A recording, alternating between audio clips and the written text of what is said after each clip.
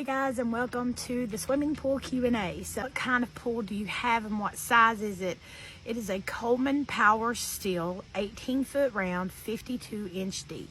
Paid $650 for it, and I think now they're like $1,000. What size sand filter you have and what brand? It is an Intex Crystal Clear 16-inch sand filter. It turns out 3,000 gallons per hour. What kind of sand do you use in your filter? I bought the Quikrete sand.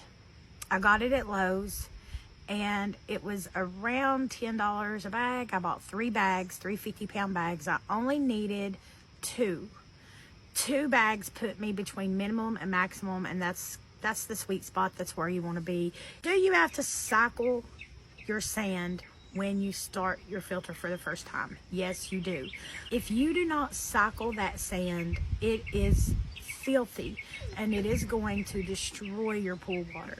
Not only is it going to be dirty, but it's probably going to put a lot of sand into your pool. You have to clean that sand. Your pump will do that for you. It's really simple. Just follow the other video that I uploaded about how to clean your sand. And yes, that is another question I got. You do have to clean your sand. You have to. And if you don't, your pump's going to blow up because it's going to get so full and so packed and so dirty that your pool's going to get dirty and your pump is going to blow up. The next question was how often. So you do that based on how your pool's looking. I backwash and rinse my sand every week, no matter what. Even if we don't use the pool, I backwash and rinse it. Programming your pump. I would just tell you to follow the directions that came with your pump. My pump does not have a specific panel for programming. You can set the number of hours, and if I start my pump at 12 o'clock, it's going to come on at 12 o'clock every day, and it's going to run for the amount of hours that I have it set for. But all these pumps are different, and I know someone ordered the exact pump that I have, but it is different than the pump I have because my pump is 3 seasons old. People were asking me about how to use it for saltwater. Well, you have to buy a saltwater system to attach to your pump. Intex sells those. The Intex Crystal Clear saltwater system, they connect directly to your existing sand filter. How are you recirculating your sand? So I called Intex because they told me you need to recirculate your sand because it helps it resettle. That's why I do it.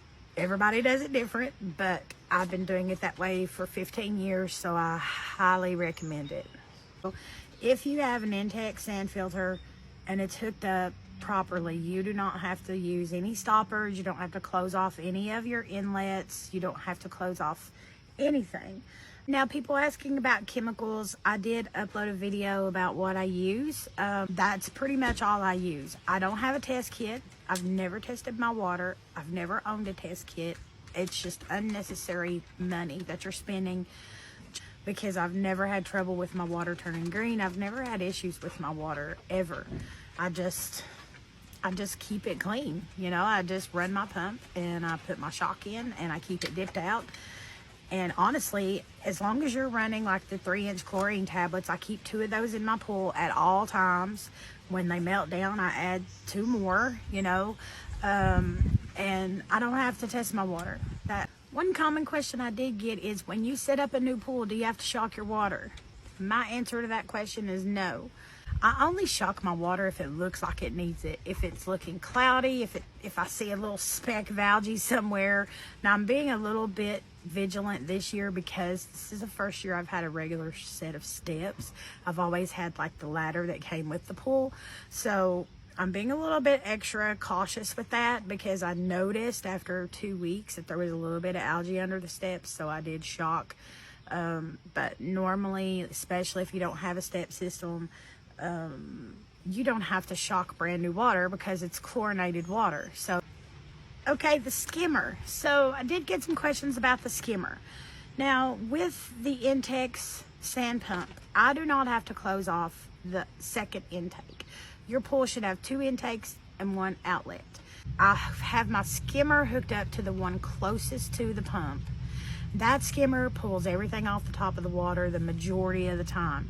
Now, of course, there's downtime when the skimmer's not running, so in the mornings I'll come out and I'll dip the pool.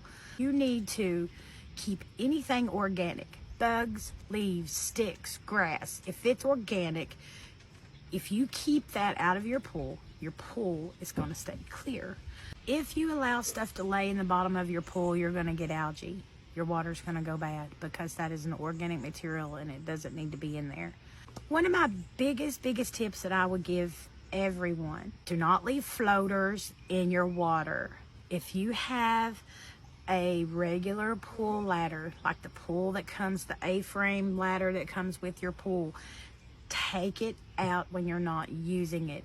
Do not leave pool toys, do not leave goggles, do not leave stuff in your pool. If you're not in there using the pool, then the stuff doesn't need to be in there hanging out in the pool.